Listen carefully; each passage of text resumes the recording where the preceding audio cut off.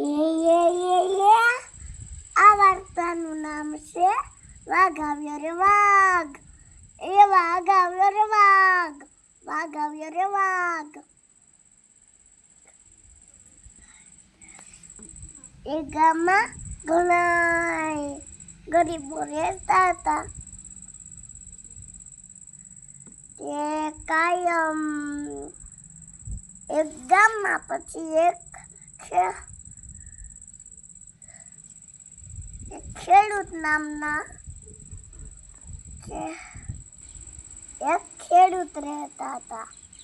તેનો દીકરો ખૂબ જ તોફાની હતો. પછી છે ને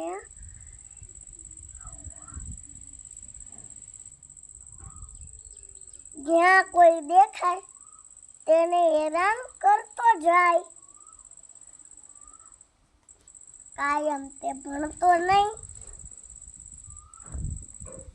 એક દિવસ તેના પપ્પાએ કીધું કે આ બકરા સારી આવી જા.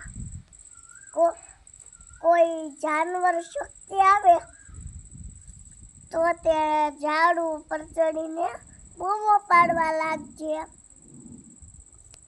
પછી તે તો એને હા પાડી દીધી. હા પપ્પા. પછી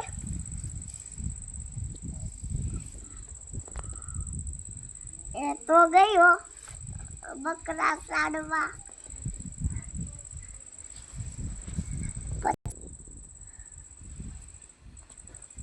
પછી તે બકરા સારવા ગયો.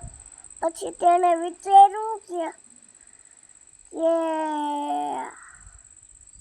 હાલને હું જો કે માણસો આવે છે મારી હેલ્પ માટે.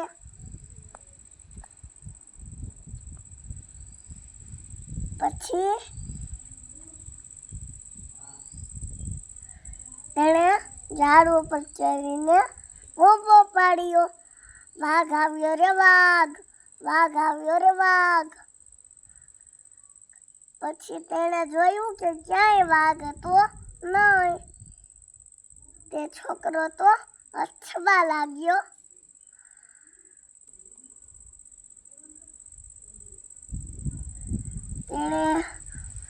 તેણે એવું કર્યું કે કેવી વાત અને કેવો વાઘ એમ કરીને તે હસવા માંડ્યો. તેમાંથી એક માણસ કહે કે હે છોકરા, આવી મસ્કરી ન કરાય.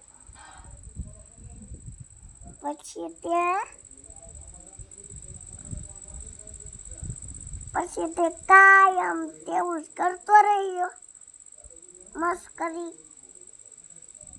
પછી એક દિવસ સાચે જ વાઘ આવ્યો. તે પછી તેણે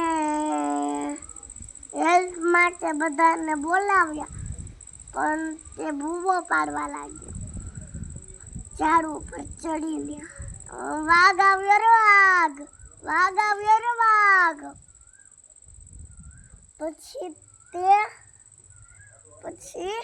ક્યાંય તે માણસો આવ્યા નહીં.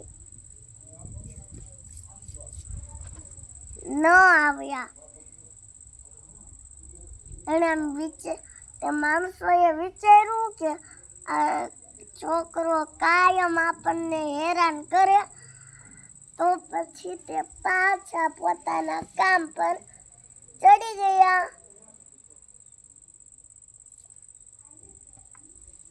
પછી તે વાઘ 2-3 બકરા ખાઈને ચાલ્યો ગયો. પછી છે ને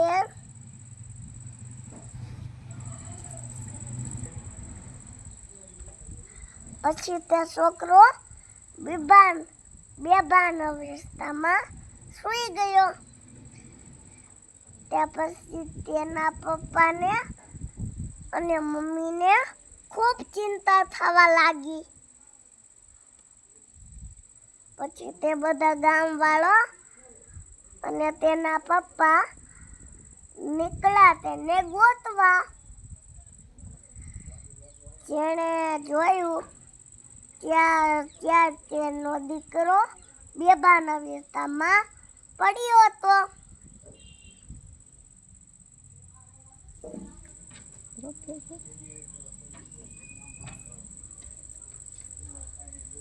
પછી તેણે નીચે ઉતારીને કીધું કે છે ને